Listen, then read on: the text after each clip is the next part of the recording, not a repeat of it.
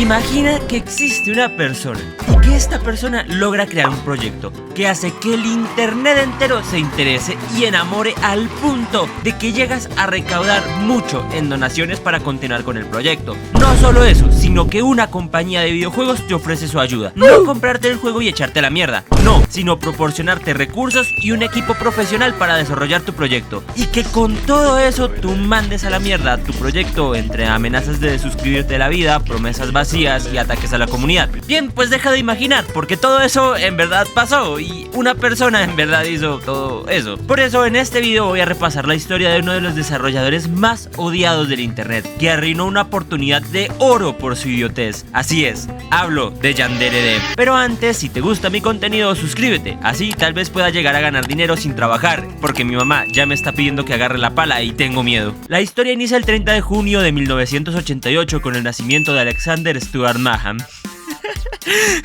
Se iba re atrás, ¿no? Si quieres decir desde que cogieron sus padres. Bueno, aunque si mis cálculos no me fallan, el acto reproductivo que dio origen al protagonista de este video fue más o menos por diciembre de 1987.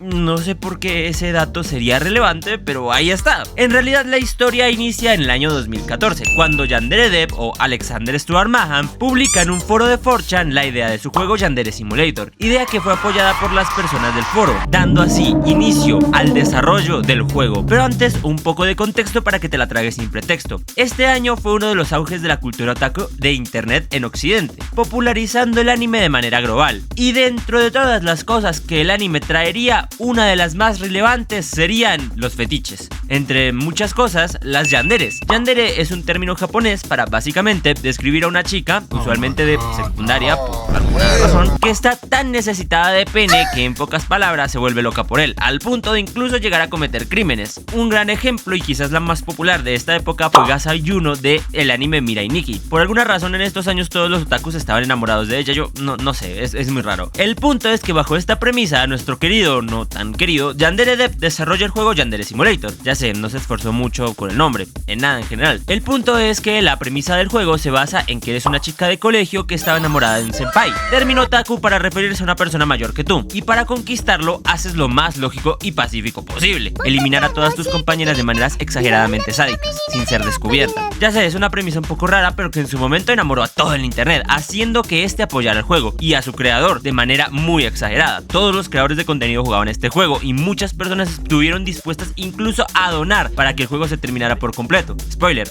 hasta el día de hoy no se ha terminado. De hecho, tan así que en teoría el fin del juego es tras eliminar a 10 rivales que están igual de necesitadas de pene del senpai. Lo curioso es que a día de hoy y tras más de 10 años de desarrollo tenemos a una sola rival, y esta es una de las primeras cosas que hicieron que la comunidad de Yandere Simulator empezara a odiar su creador, y es básicamente que es muy vago. No le dedicaba prácticamente nada de tiempo a su juego, incluso pese a que las personas le donaron en su Patreon. Alexander nunca llegó a ponerse realmente serio en el proyecto de su videojuego, pese a los cientos de promesas que hacía constantemente, y el juego llevaba retrasándose año tras año hasta el día de hoy, que no ha salido. Y lo peor es que Alexander constantemente decía que estaba muy cargado de trabajo y que se esforzaba mucho en su juego, cosa que se desmintió constantemente. Pero el que Yandere Dev sea un creador mediocre no es lo peor que hizo. Una de las cosas más absurdas y que a mi parecer son bastante curiosas es lo que pasó con Tiny Will, creadores del juego Hello Neighbor, entre otros. Esta compañía le ofreció su ayuda con el desarrollo de Yandere Simulator. En pocas palabras, le dieron uno de sus programadores para que trabajara junto a Yandere Dev para terminar el juego. El programador quedó horrorizado con el desastroso código del juego. A ver, no soy programador ni entiendo mucho del tema, pero voy a tratar de explicar un poco de esto. Creo que todos deberíamos saber que para que un juego funcione necesita de líneas de código, que son una especie de instrucciones que le dicen a la computadora qué es lo que tiene que hacer en cualquier caso.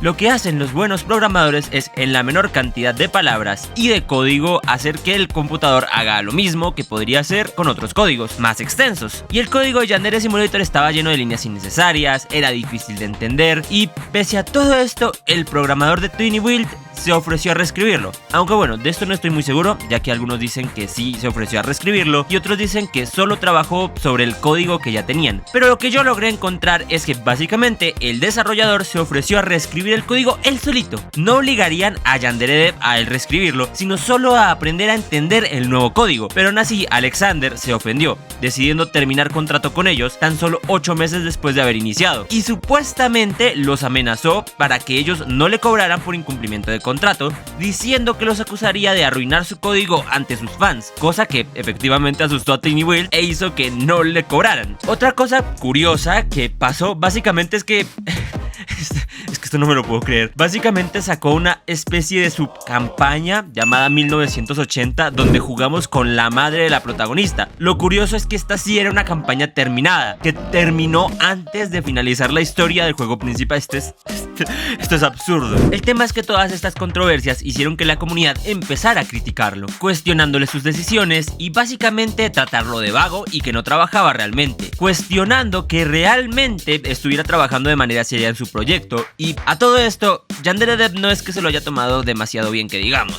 Se ponía a la defensiva, insultando y respondiendo a todos los comentarios negativos. Baneaba masivamente a gente de su Discord, a tal punto que hubieron quienes hacían speedruns para ser baneados del server de Discord de Yandere Simulator. Todo esto hizo que la gente quisiera joderlos más. El man era tan sensible a las críticas que incluso compró el subreddit de Yandere Simulator solo para evitar que hablaran mal de él. En esta tontería, por cierto, se gastó $3.000. También incluso llegó a obligar a youtubers a disculparse por criticarlo. Otra de las cosas que hicieron que se ganara aún más el odio de la comunidad fue que básicamente las personas se cansaron de esperar y algunas decidieron sacar sus propias versiones de Yandere Simulator, básicamente fangames, así naciendo uno de los más famosos, que es Watashi no Mono. Pero el creador de este fangame recibió amenazas del mismísimo YandereDev, donde este decía que si no cancelaban el juego, él mismo se desuscribiría de la vida. Y al parecer esto pasó un par de veces más con otros creadores de fangames, donde YandereDev amenazaba a quienes creaban fangames de su juego con quitarse la vida. Obvio, esto ofendió a la comunidad, ganándose aún más el odio de la gente, porque,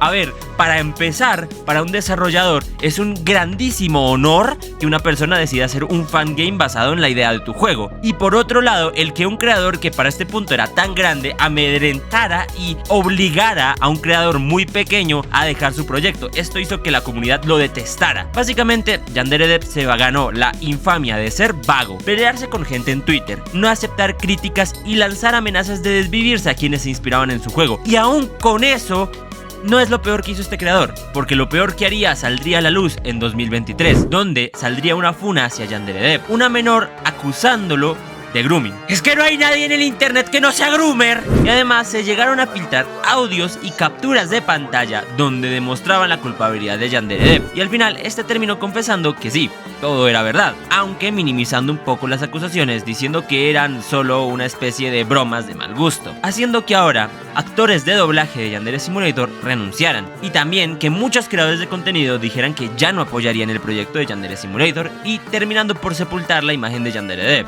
La verdad es que YandereDev es un huevón. Este man tuvo la oportunidad de oro, teniendo un juego que llamó la atención de todo el internet, y aún así mandó todo esto a la mierda por su estupidez. Un gran ejemplo de qué no hacer si eres un desarrollador de videojuegos.